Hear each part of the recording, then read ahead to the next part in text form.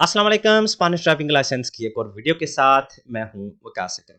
दोस्तों, आज की हमारी क्लास नंबर 14 है, जिसमें हम seguridad y conducción económica की बात करेंगे। seguridad मतलब हमारी हिफाजत और conducción económica के ज़्यादा खर्चे वाली जो हमारी ड्राइविंग है वो ना हो। मतलब हम क्या कर सकते हैं जिससे हमारी गाड़ी का कम से कम खर्चा आए। तो इसके हिसाब से सबसे पहले हमारी जो जिस टॉपिक पे हम बात करेंगे वो है conducción seguridad activa। तो सबसे ऊपर जो नेग्रिता में लिखा हुआ वो है para prevenir accidentes debemos hacer un mantenimiento periódico y preventivo del vehículo, especialmente en frenos, neumáticos y alumbrado। तो ताकि हम एक्सीडेंट से बच सकें, ये इसके लिए हमें अपनी गाड़ी को हर टाइम इसकी जो सर्विस है वो करवानी चाहिए, ताकि हम अपनी जो आने वाली जो गाड़ी में नुक्स हैं उसका हमें पहले पता चल सके। खासकर अपनी जो फ्रेनोस हैं, जो हमारी जो ब्रेकें हैं उनकी, न्यूमाटिकोस अपने टायरों की, अलुम्ब्राडो और लाइट सिस्टम है उसका, मतलब जो लाइटिंग सिस्टम है गाड़ी का उसका, ये तीन चीजें बहुत अहम है। तो उसके बाद आ जाता है seguridad activa। seguridad activa वो होती है गाड़ी की seguridad evita que se produzcan accidentes। ये वो इकदाम होते हैं जिसकी वजह से हम एक्सीडेंट्स को कम कर सकते हैं। मतलब उसके लिए प्रिवेंटिवा ये seguridad pasiva वो होती है जब आपका एक्सीडेंट हो गया है तो कम से कम आपका नुकसान हो। लेकिन एक्टिवा वो चीजें होती हैं या वो कंडीशंस होती हैं जिनकी वजह से हमारा एक्सीडेंट बच सकते हैं। तो उस सिलसिले में सबसे पहले है डायरेक्शन असिस्टिदा। डायरेक्शन असिस्टिदा ये वो सिस्टम होता है जो हमारे समझ लें हमारे जो गाड़ी का स्टीयरिंग है उसमें इंक्लूड होता है, और ये हमें मदद करता है कि हम आसानी से आराम से अपना स्टीयरिंग जो है ना वो गाड़ी का एक तरफ से दूसरी तरफ ले जाएं। आपको शायद पता हो पुरानी गाड़ियों में बहुत जो स्टीयरिंग बहुत सख्त होते थे, बहुत ज़्यादा कोशिश के बाद आप उसको एक साइड दूसरी तरफ ले जा सकते थे। लेकिन अब गाड़ियों में ये सिस्टम आ गया जिससे ये जो स्टीयरिंग है बहुत ही हल्का सा हो जाता है। अलुम्ब्राडो जो हमारा जो लाइटों में जो नई किस्म की जो लाइटें आ गई हैं, जो अदाप्टाटिवास आ जाती हैं, जब हम मुड़ रहे होते हैं तो वो साथ-साथ अपनी डायरेक्शन चेंज कर देती हैं, या ऑटोमेटिक जो लाइटें हैं वो आ गई हैं, या ऐसी लाइटें हैं जो कि अगले के आँखों में नहीं जाती। तो ये वो चीज़ें हैं जो कि बचाती हैं हमें एक्सीडेंट से। और उसके बाद पिछली वीडियो में भी हमने बात की Systema de asistencia en frenado, ESP या ABS, ये जो ब्रेकिंग सिस्टम्स हैं नए। एबीएस की हमने बात की थी कि हमारी गाड़ी के जो टायर हैं उनको ब्लॉक होने से बचाता है, जिससे हमारी गाड़ी सड़क से बाहर नहीं निकलती। तो ये जो वो चीज़ें हैं जिनको हम कह सकते हैं seguridad activa। Systema de asistencia a la frenada, तो यहाँ पे दोबारा हम बात करेंगे जो हमारी जो ब्रेकिंग सिस्टम है उसमें कुछ ऐसी चीज़ें हैं जो हमारी मदद करती हैं या हमें एक्सीडेंट से बचाती हैं। तो सबसे पहले है control de tracción। si detecta falta de adherencia lo corrige। जब ये एक ऐसा सिस्टम है कंट्रोल de tracción, ये जब इसको लगता है कि हमारी गाड़ी के टायर ज़मीन से सही तरह से पकड़ नहीं कर रहे, सही तरह से चिमट नहीं रहे, तो ये उसको ख़त्म करती है। मतलब ये जो एरर होती है, ये जो गलती होती है उससे हमें बचाती है, उसको कोरेक्ट करती है। उसके बाद है ईएसपी। ईएसपी है control de estabilidad। si detecta un derrape lo corrige। ये होता है जब हमारी गाड़ी देसलिसार हो जाती है, मतलब derrape आ जाता है कोई, गाड़ी हमारे कंट्रोल में नहीं रहती, क्योंकि जब आप अपना जो स्टीयरिंग है वो मतलब फेरते रहते हैं लेकिन उसका असर नहीं होता, तो ये इसको कंट्रोल करती है। ESP control de estabilidad, derrape से हमें बचाती है या कोरेक्ट करती है। एबीएस, ये इसका हमने बात की थी, फ्रेनादा de emergencia, ये बचाती है कि हमारे जो टायर हैं वो ब्लॉक ना हो, ताकि जब टायर ब्लॉक हो जाते हैं तो वो आप अपनी मर्जी से उनको फेर नहीं सकते, इस वजह से ये बचाती है। एबीएस ब्लॉक होने से बचाती है। और limitador de velocidad या mantiene velocidad prefijada, ये ऐसी एक ऐसा मतलब इंस्ट्रूमेंट तो कह लें गाड़ी में होता है जिससे हम कोई भी अपनी जो स्पीड है उसको उसी पे रख सकते हैं। मतलब कि मैं चाहता हूँ कि मैं 80 पे जाऊँ तो मैं 80 ओके कर देता हूँ, ये उससे ज़्यादा नहीं होगी, ना ही उससे कम होगी। उसके बाद आ जाती है seguridad pasiva। seguridad pasiva ये होती है जो जब हमारा एक्सीडेंट हो गया है, en el caso de tener un accidente, ये reducirá daños causados। जो खतरात हैं या जो उसके नुकसानात हैं उन्हें कम से कम करती है। तो ये चीज़ें पिछली जो हमने देखी थी, ये जो ब्रेकिंग सिस्टम या जो डायरेक्शन असिस्टिदा वगैरह, ये इनका मकसद क्या है या लाइटिंग सिस्टम का, कि एक्सीडेंट ना हो। लेकिन ये ऐसी चीज़ें हैं जो भी आपको नज़र आ रही हैं, जैसा कि seat belt, air bag, apoyo a cabezas या सिस्टम de retención, ये ऐसी चीज़ें हैं जब आपका एक्सीडेंट हो गया है तो इनका मकसद होता है कि आपका नुकसान कम से कम हो। तो सबसे पहले हम बात करते हैं सिंतुरोन की। तो ये समझ लें सारी गाड़ियों के लिए ओब्लिगाटोरी होता है। ऊपर आपको नजर आ रहा है turismos y vehículos mixtos, todos los asientos y todo tipo de vías। camiones de 3.500 kilogramos en los asientos delanteros। और ये लाजमी नहीं है, no es obligatorio। ये चीज़ें आप नोट कर लें। poblado आबादी में durante el estacionamiento y dar marcha atrás, जब आप गाड़ी पार्किंग लगा रहे हो या रिवर्स कर रहे हो तो उस वक्त ये सीट बेल्ट पहनना लाजमी नहीं है। या vehículos prioritarios y de autoescuela, अगर आप जब आप autoescuela की गाड़ी में है या vehículos prioritarios जैसा कि एम्बुलेंस होगी या जो पुलिस की गाड़ियाँ होती हैं, जो भी गाड़ियाँ स्पेशल प्रियोरिटारियस होती हैं, प्रायोरिटी वाली होती हैं, उनमें ये लाजमी नहीं है। और जो रिपार्टिदोरेस होते हैं, छोटे छोटे ट्रायेक्टोस के, जिन्होंने एक जगह से दूसरी जगह सामान देना होता है, उनके लिए भी ये लाजमी नहीं। ये सारी चीज़ें हैं आबादी के अंदर। और आबादी से बाहर क्या है, वही estacionamiento marcha atrás के लिए, रिवर्स करने के लिए और पार्क करने के लिए। और उसके बाद razones médicas, जब डॉक्टर आपको बाकायदा लिख के दे कि आपकी सेहत के लिए ये बहुत मतलब मुज़र है जब कि आप सीट बेल्ट पहने, तभी आपको इजाज़त है। उसके अलावा सीट बेल्ट ना पहनने की आपको बिल्कुल कोई गुंजाइश नहीं। मार्च त्रास करने के लिए मतलब रिवर्स करने के लिए और पार्किंग करने के अलावा अगर आपके पास डॉक्टर का सर्टिफिकेट नहीं तो आपको हमेशा ही सीट बेल्ट पहनना होगा। cinturón debe ir bien anclado, सही तरह से उसे मतलब एक जो इसकी जगह उसमें इसको डालना चाहिए। ceñido सही आपके साथ ये चिपड़ा हो। y debe pasar por la clavícula, ये clavícula मतलब ये हमारा हिस्सा होता है, इसके पास से इसको गुजरना हो। y por debajo del abdomen, ये जो पेट है इसके नीचे से। तो ये इसकी करेक्ट पोजीशन है। ये आपको नजर आ रही है, ये इनकरेक्ट पोजीशन है, नीचे वाली आपके बाजू के नीचे से, या ये आप देख सकते हैं बिल्कुल ही नीचे नीचे की तरफ, तो ये इनकरेक्ट पोजीशन है, ये इसकी करेक्ट पोजीशन है। ये आपके जो कंधे के साथ से गुजरता हुआ आपके जो abdomen है, जो आपका पेट है, उसके नीचे से। Después de un accidente hay que cambiarlo y revisarlo, accident के बाद, किसी भी एक्सीडेंट के बाद इसे चेंज करना होगा और चेक इसका करवाना होगा। जब आप बहुत ज़्यादा मतलब वज़नी या बहुत ज़्यादा सर्दी वाले आपने कपड़े पहने होते हैं, तो उस केस में आपको बहुत ज़्यादा एहतियात करनी होगी, क्योंकि अगर आप एहतियात नहीं करते तो मोटे कपड़े से आप नि सीट बेल्ट के बावजूद आप उसके नीचे से इफेक्टो सबमारीनो आपका हो सकता है कि आपने सीट बेल्ट तो पहना है लेकिन कपड़े इतने मोटे हैं कि वो ऊपर उसने रखा हुआ है और आप नीचे से नीचे चले गए हैं, तो ये उसका असर यहाँ पे ख़त्म हो जाएगा। तो इफेक्टो सबमारीनो क्या है कि जब आपने ये मोटे कपड़े वगैरह पहने हुए, जैकेट है आपकी या कोखीनेस वगैरह आपने रखे हुए हैं, तो जब कोई भी एकदम से एक्सीडेंट होता है या आप आगे की तरफ जाते हैं तो आप उसके नीचे से गुजर जाते हैं, क्योंकि वो तो ऊपर होता है, क्योंकि कपड़े इतने ज़्यादा होते हैं, तो इस वजह से ज़्यादा एहतियात करनी होगी जब आप इतने ज़्यादा कपड़ों में हो। और अब बात करते हैं एयर बैग की। एयर बैग ये कॉम्प्लीमेंटार करता है सिंतुरोन को, मतलब ये दोनों एक दूसरे के साथ काम करते हैं।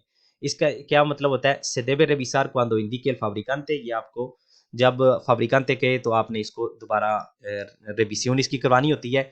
और ये क्या करता है कि जब एक्सीडेंट की सूरत में आपका मुंह जो है ना वो स्टीयरिंग के ऊपर लगने से बचाता है, ये वहां से एक हवा से निकलती है जो कि आपको आपका चेहरा वहां से लगने से बचा लेती है। अपोया या कबेसास, ये जो हमारी जो सीट होती है उसके पीछे सार के बराबर जो चीज़ होती है ये होती है। इसका मकसद ये होता है कि एक्सीडेंट की सूरत में आपकी गर्दन पीछे की तरफ ना चली जाए, तो इस वजह से आपको बिल्कुल इस शेप में इसको रखना चाहिए। जो इसका बिल्कुल सबसे जो मोटा हिस्सा होता है ये आपकी आंखों के बराबर होना चाहिए। Es obligatorio y deberá estar la parte más gruesa del reposacabezas a la altura de los ojos।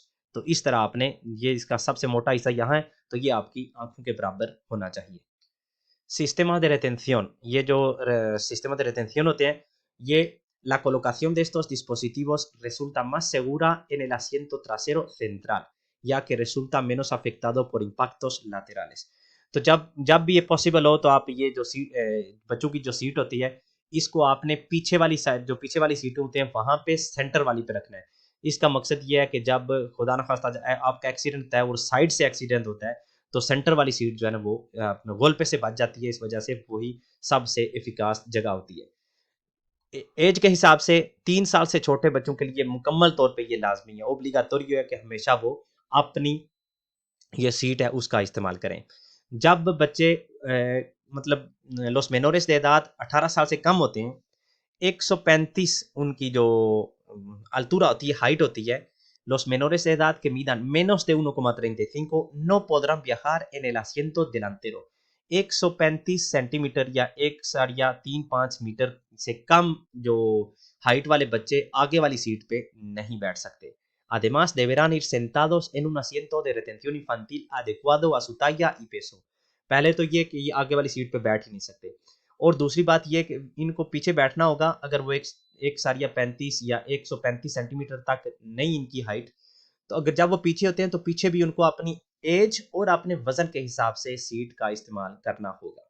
तो जो बच्चे मेनोरेस de 3 y 12 años 3 से 12 साल, क्योंकि 3 साल तक तो मुकम्मल तौर पे लाजमी है, लेकिन 3 से 12 साल तक ये लाजमी है उन बच्चों के लिए जिनकी हाइट 135 सेंटीमीटर नहीं है। अगर कोई बच्चा 8 साल का है और उसकी हाइट 135 सेंटीमीटर से ज़्यादा है तो उसके लिए लाजमी नहीं। Seguridad preventiva। अब बात करते हैं chalecos की। ये लाजमी है, llevar uno, एक लाजमी है कि आप ज़रूर लेके जाएं, और recomendable है, ये मतलब अच्छा है कि आप एक मतलब 2 लेके जाएं, लेकिन लाजमी है कि आपके पास एक होना हर वक्त।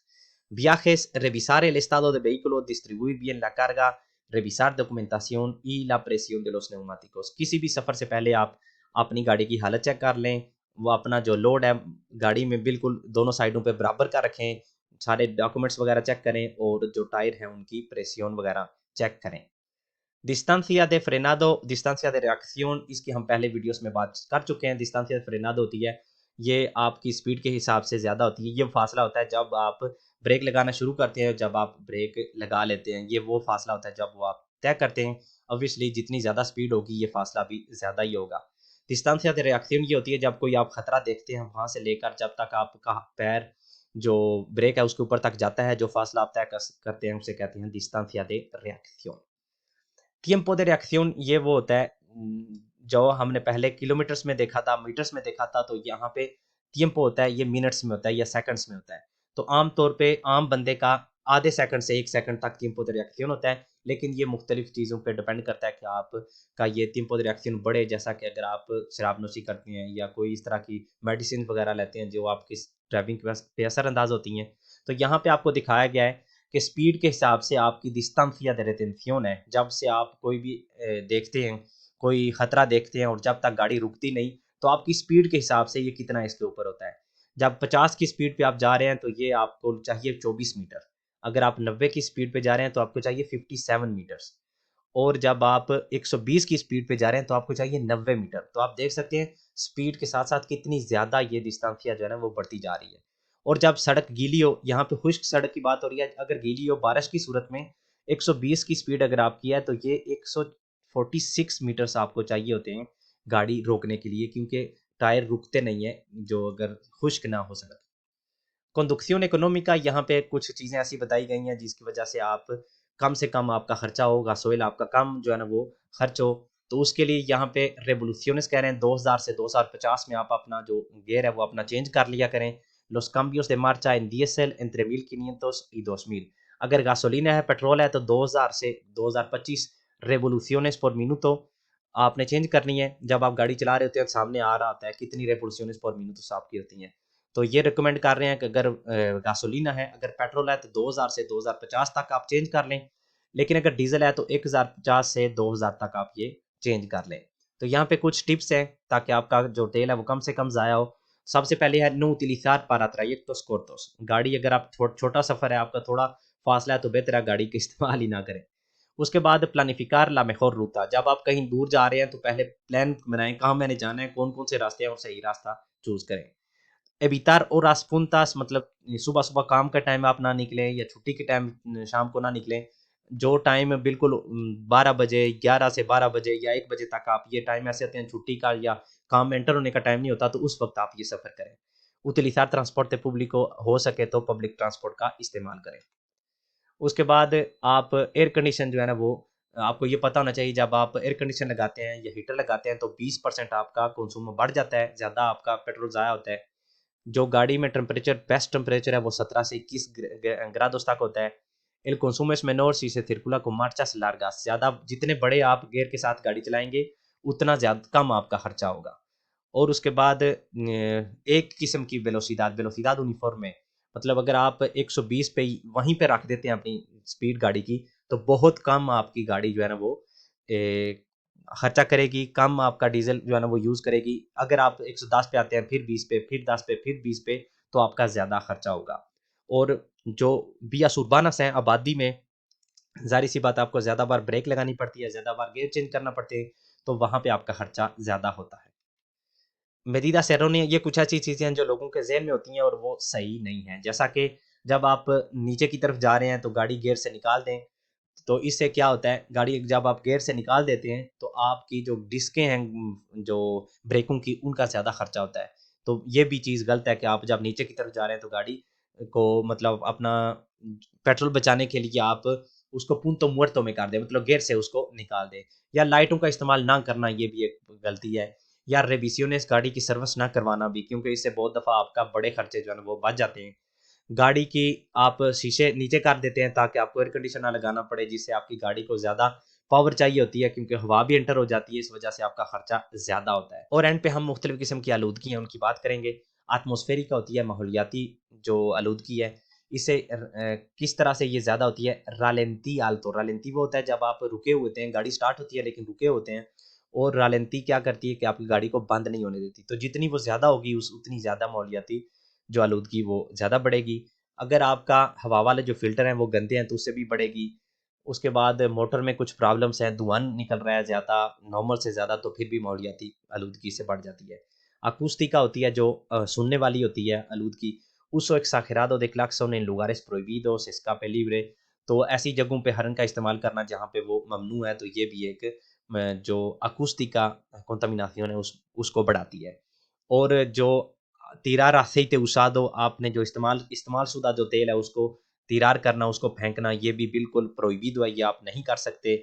गाड़ी के अंदर से चीज़ें बाहर फेंकना भी ये नहीं आप कर सकते, इससे बाकायदा आपको इन चीज़ों से जुर्माना होता है। या किसी पब्लिक जगह पे गाड़ी को धोना भी, ये भी ममनू है। इसके साथ हमारी आज की क्लास नंबर 14 का होता है इख्तिताम। उम्मीद करता हूँ कि आपको आज की क्लास से बहुत कुछ सीखने को मिला होगा। मिलते हैं अगली वीडियो में इंशाल्लाह किसी नए टॉपिक के साथ। तब तक के लिए अल्लाह हाफ़िज़।